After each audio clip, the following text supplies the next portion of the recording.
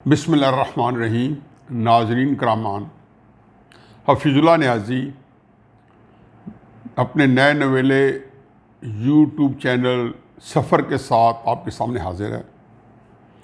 जैसे कि पहले एपिसोड में बताया था और तारुफ़ कराया था कि ये एक हफीज़ुल्लाह नियाज़ी का सफ़र है और ये उस नशे पाकिस्तान के उस नशेब व फ़रार का सफ़र है जिसने माजी की गलतियों को उजागर करना है, हाल में होने वाली चीज़ों के ऊपर गिरफ्त करनी है जो पाकिस्तान या रियासत के ख़िलाफ़ जा रही हैं, ताकि मुस्तक़बिल में पाकिस्तान जिन मुमकिन ख़तरात के अंदर घिरा हुआ है या घिरने को है उसका अगर कोई अजाला हो सकता है या अजाला करने के लिए कोई मौसर आवाज़ बुलंद की जा सकती है, तो मैं अपने बहुत सारे देखने वालों को और सुनने वालों को इकट्ठा करके उनकी आवाज़ को भरपूर बना के इसमें एक हम किरदार अदा करें।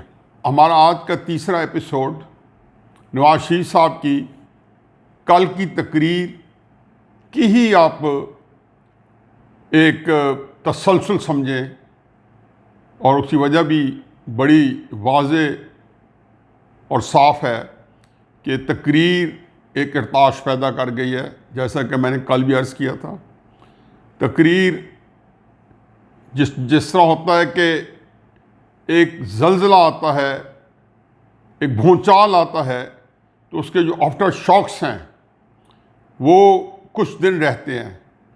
मुझे यूँ लगता है कि ये तकरीर जो है, इसके जो आफ्टर शॉक्स हैं ये एक अरसे तक रहेंगे, जब तक कि एक नया मोड़, एक नया ज़ाविया सामने नहीं आता।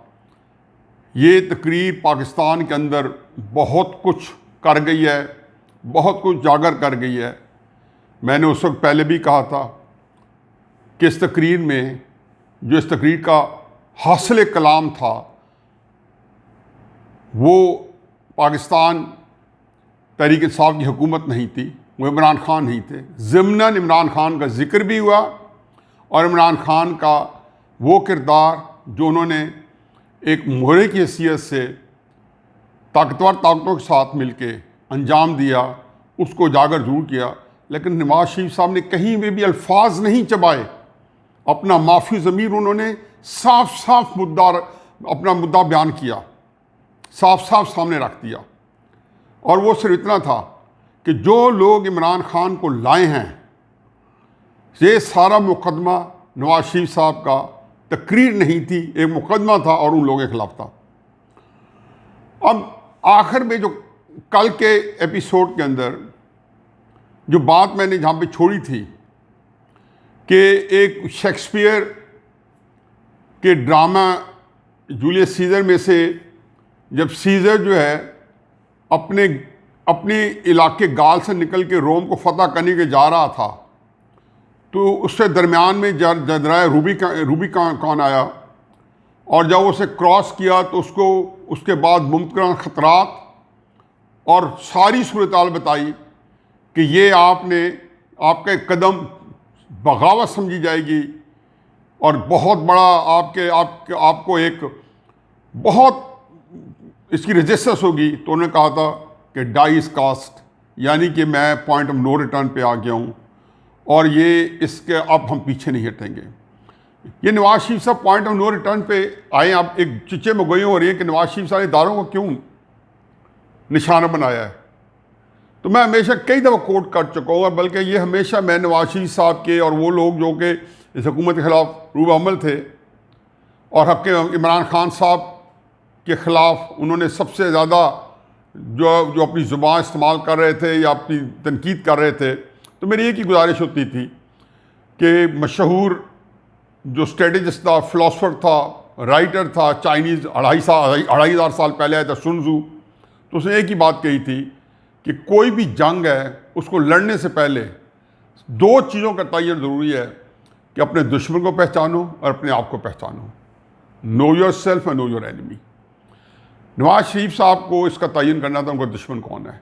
मेरा ख्याल है कि ये पाकिस्तान के अंदर सिवाय वो लोग जो अंधे हैं, बहरे हैं, गूंगे हैं, जो ना देख सकते हैं, ना सुन सकते हैं, ना समझ सकते हैं, उनके अलावा हर पाकिस्तानी को पता है, चाहे वो नवाज शरीफ के साथ खड़ा या मुखालिफ, कि नवाज शरीफ को हटाने में, नवाज शरीफ को इस मकाम तक पहुँचाने में, नवाज शरीफ का 7-8 साल से बेईमाना मीडिया ट्रायल में, उसे ख़ानदान को बेइज्जत करने में, उनकी इज़्ज़तों को तार तार करने में इमरान खान एक सानवी किरदार है।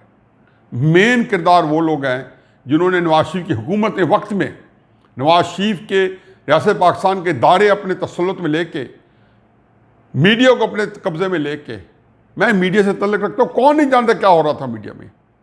अगर वज़ीर आज़म साहब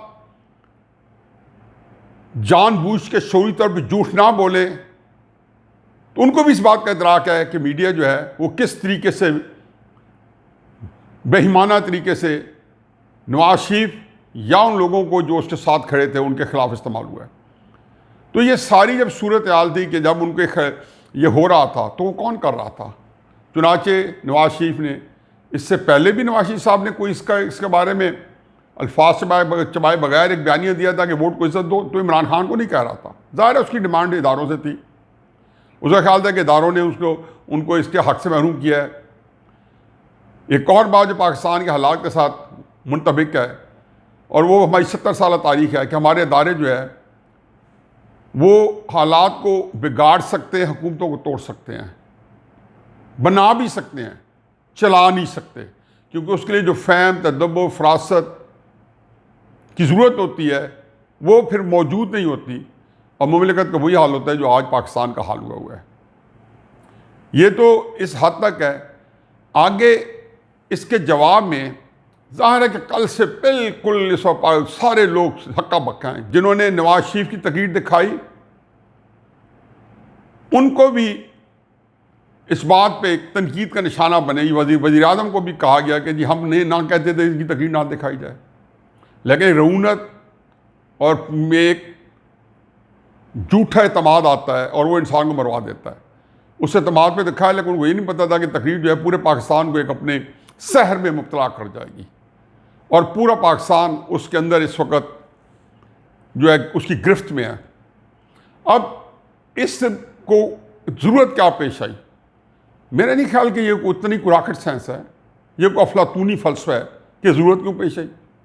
मैंने कल आखिरी में यही कहा था कि आप अगर दीवार के साथ लगाएंगे तो फिर दूसरा बंदा वो अपने सारे हथियार झोंक देगा। नवाज शरीफ जो है निहत्ता है, उस वक्त कुछ नहीं है। मरियम बीबी निहत्ती है, उनके पास कुछ नहीं है। अपोजिशन के कायदीन जो है वो निहत्ते, उनके पास कुछ नहीं है, लेकिन एक उनके पास ताकत है, उनकी फॉलोइंग है। ये कैसा सुहाने रूह है जिसमें कोई हल नहीं है। अब वो या तो नवाज शरीफ उस अपनी ही ताकत को, अपने एहसासे को, अपने एसेट्स को इस तरह छोड़ देता कि वो बेजारो मददगार अपने आप को महसूस करते, और वो अपने आप को ये समझते कि जी हम जो है कहीं कोई डायरेक्शन के बगैर है। चुनाचे ज़रूरी था कि वो अपने चाहने वालों को, अपने मानने वालों को एक डायरेक्शन देते, जो कि पहले भी इसके बारे में वो यही कुछ कहते रहे, और कल आज की तकरीर उसका तसलसल था। और अगला ये था कि उनको लेके आगे जाना था। अब जैसे ये तकरीर हुई तो फिर मैं बात दोहराता हूँ कि वज़ीर मशीरों क्या क्या पापड़ नहीं मिले गए। आज फिर पूरा सारी तहरीक इंसाफ के जितने बेहतरीन दिमाग हैं जो उनके पास बिता है वो सारे साथ जोड़ के बैठे हैं और इस नतीजे पहुँचे हैं। लबाब इतना है कि जी डट का मुकाबला किया जाएगा, और ये वो रिएक्शन है कि जिससे ये साफ पता चलता है कि उस तकरीर ने ज़हनी तौर पे किस तरीके से इनको माऊफ़ कर रखा है। और ये है कि अगर ये वक्ती मफादाती सूरत हाल है तो ये भी अच्छा हुआ है कि जो इनके दरमियान में थोड़ा बहुत इख्तलाफ या थोड़ा बहुत एक दूसरे से एक मुतालबात की लिस्ट लेके इदारे इमरान खान के पास जा रहे थे या इमरान खान इदारों के पास जा रहे थे, तो अब उसमें कम से कम वो एक दफ़ा फिर यकसू हो जाएंगे। और फिर वो जो शोर था जो हमने 2-2.5 साल 3 साल पहले सुना था कि एक पेज पे हैं, और जिसके लिए बड़े बड़े चगादरी सहाफ़ी जो थे वो अपने वीडियो क्लिप दे रहे थे जी इदारे और सियासतदान एक पेज पे हैं, और जिन्होंने ये भी बता दिया कि जी सारे नवाज शरीफ और बिलावल और फजल रहमान और सारे वो एक पेज पे हैं, तो इनके सब का जो है झूठ, इनका झूठा प्रोपेगेंडा से पोल खोलना ज़रूरी था। नवाज शरीफ साहब ने जो सामने चीज़ रखी है, इसके बाद अपोजिशन ने बता दिया है, और अपोजिशन ने बहुत अच्छा लामे दिया है। वो अगर चंद दिनों में अपना इसको एक्सक्यूशन में जाएंगे, जब उन्हें जलसे जुलूस करने हैं, लोगों को का रिस्पांस उनको उस वक्त पता चल जाएगा। ये मोहतरमा मरीम नवाज़ साहबा से पूछें कि जब वो चंद साल पहले, चंद हफ्तों के लिए निकली थी, तो इंसान थे कि संभाले नहीं जाते थे। इदारों को भी पता है, और मेरा ख्याल है कि उनको पता है कि ये होकर रहना है, और कोई बंदा भी आवाम के साथ लड़ नहीं सकता। ये जब भी लड़े हैं, पाकिस्तान को बहुत नुकसान पहुंचा है। और वही सोचे कि जी ये फलां का एजेंडा, इंडिया का एजेंडा है। अगर इमरान खान ये क्लिप्स देख लेंगे जो उन्होंने हमारे इदारों के तकद्दुस को, और यहाँ नहीं इंग्लैंड में जाके तकरीरें की और वहाँ जाके पामाल किया, तो मेरा नहीं ख्याल कि इमरान खान को इंडिया का एजेंडा लेके कर रहे थे। वो एक उस वक्त जो बात उनको समझ में आ रही थी वही कर रहे थे। और नवाज शरीफ जो है, उन्हें कौन सी बात की है जिसको जुठलाया जा सकता है, या जुठला दें और उसके बाद उसका जवाब दें। मेरा ख्याल है कि नवाज शरीफ की तकरीर जो है, जहाँ ये मुकदमा वहाँ एक सवालात हैं, एक पिटीशन है, एक दावा दायर किया गया, उस दावे के अंदर एक एक शक है, उसको जवाब दे दें, लोगों से एक्सपोज करें, बजाय झूठी पोस्टें करने के और उसके ऊपर झूठे तरीके से करने के। अब जो है पाकिस्तान में चीज़ों को, या 1973 के आइन को, इसके बारे में हमारा एक सोशल कॉन्टेक्ट होना पड़ेगा। हमें ये बताना पड़ेगा कि आया हमने अपने मुल्की निज़ाम कैसे चलाना है। अगर तो हमने अधूरा चलाना है कि सियासतदानों की या अपनी मर्ज़ी के सियासतदानों की मदद लेके चलाना है, तो वो तो नहीं चलेगा। उसमें तो पब्लिक ने आपका जीना दोबार कर देना है। जैसे ये लोग बाहर निकले अपोजिशन के सियासतदान, तो आपके लिए इनको संभालना मुश्किल होगा। आप देखते रहेंगे, फिर आप टीवी चैनल्स को अगर बंद करेंगे तो सोशल मीडिया जो है वो आपको पता नहीं कहाँ तक पहुँचाएगा, उसका जो इस्तेमाल होगा। पहले भी इसी प्रेशर में आपने इमरान खान की तकरीर, नवाज शरीफ साहब की तकरीर दिखानी पड़ गई। तो अब उसी तकरीर की चूँकि गूंज अभी हो रही है, चूँकि आफ्टर शॉक्स आ रहे हैं, तो उस वक्त तक ये काफ़ी दिन तक हम इसको डिस्कस करते रहेंगे। और फिर जाहिर है कि इस तकरीर के अमलन जब इसकी एग्जीक्यूशन होगी और उसके बाद मुताबिक जब उनका एलामिया है अपोजिशन का, जब वो रूबा अमल होगा, तो फिर पाकिस्तान के अंदर हम देखेंगे कि आया ये हम तदब्बुर और फ़हम फरासत के साथ मामला फ़हमी करते हैं, और वो इलेक्शन जो कौम के ऊपर नाफिज किया गया है, इस इलेक्शन को कैंसिल करके हम इसको जो है दोबारा नया इलेक्शन करते हैं, या 1977 की रिपीट होगी कि जब भुट्टो साहब ने दोबारा इलेक्शन करने का मान गए थे, तो उस वक़्त कई ताले आज़मा जो थे वो पहले से तैयार बैठे थे और उन्होंने मार्शल लॉ लगा दिया था। तो मेरा ख्याल है कि इमरान खान साहब को अपने तौर पर सोचना होगा कि उनकी पाकिस्तान की अवाम में एक जेन्युइन सपोर्ट है, और उसको उनको ज़ाया नहीं करना चाहिए, क्योंकि वज़ारत उज़्मा तो आनी जानी चीज़ है। जो उनकी एक जेन्युइन सपोर्ट है, जो साल उन्होंने क्रिकेट से, शौकत खानम के से एक नेक नामी कमा के और फिर सियासत में आके उन्हें कमाई है, वो अब बिल्कुल एक जिसको कहना चाहिए कि धूप में पड़ी बर्फ़ की तरह तेज़ी से घुल रही है। इमरान खान साहब उसको संभालें, तो एक ही रास्ता है कि वो फैसला जो उन्होंने चंद महीनों बाद अपोजिशन के प्रेशर में करना है और लेट हो जाएंगे, वो अभी करें और अपोजिशन के साथ मुज़ाकरात करके नया इलेक्शन का बंदोबस्त करें। इमरान खान भी जानते हैं कि ये इलेक्शन जाली थे, और इस वक्त पूरी दुनिया इसके बारे में जानती है कि इलेक्शन जाली थे, और इसी वजह से रियासत पाकिस्तान जो है मजबूर है बहुत सारी चीज़ों में अपने कई चीज़ों को बैकग्राउंड सतह पे आगे बढ़ाने में, कि उनका इखलाकी तौर पे उनका जो मौक़िफ़ है और जो इखलाकी उनकी हैसियत है वो मफलूज हुई है। तो आखिर में बस यही है कि जी अब नवाज शरीफ साहब जो है दोबारा उन्होंने कौम में भी जान डाल दी है, और एक बयानिया भी ऐसा आया है कि जिसने हर बंदे को जो है उसके अंदर एक नया जोश, नया वलवा पैदा कर दिया है। तो इंशाअल्लाह मेरा ख्याल है कि ये चीज़ें बेहतरी की तरफ लेके जाएंगी, कोई घबराने की ज़रूरत नहीं है।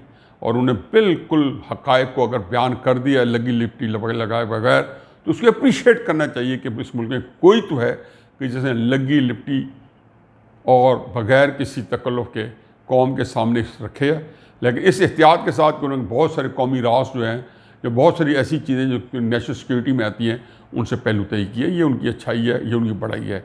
और मुझे उम्मीद है कि नवाज शरीफ साहब जो है हमेशा की तरह इसमें एहतियात का पहलू रखेंगे, लेकिन सियासत बचाने के लिए जो है वो अपना तन मन धन लगाएंगे। और सियासत के साथ साथ रियासत ही बचेगी, क्योंकि सियासत बचेगी तो रियासत बचेगी, और रियासत बचेगी तो पाकिस्तान की सारी चीज़ें ठीक हो जाएगी, मईशत भी किसी ढंग पे आएगी, क्योंकि सियासी इस्तेकाम ही मजबूत मईशत देगा, इसके अलावा कोई चारा नहीं। आप लोगों से इजाज़त लेने से पहले मैं फिर इस नोट पे ख़त्म करूँगा कि आप लोगों से मुअद्दबाना गुजारिश है कि इस हफीज़ुल्लाह नियाज़ी के चैनल सफ़र को सब्सक्राइब करना मत भूलें, क्योंकि जितनी ज़्यादा तादाद में आप सब्सक्राइब करेंगे उतनी आवाज़ हमारी मौसर होगी। मैं आपका तहे दिल से मशकूर हूँ, और इंशाअल्लाह हम चाहते हैं कि इस आवाज़ को ज़्यादा से ज़्यादा फैलाएँ। और अगर आपने कोई सिलसिले में कोई राय देनी हो तो उससे मुतल्ला फरमाएँ, ताकि उसको भी मैं आम आदमी तक पहुँचा सकूँ।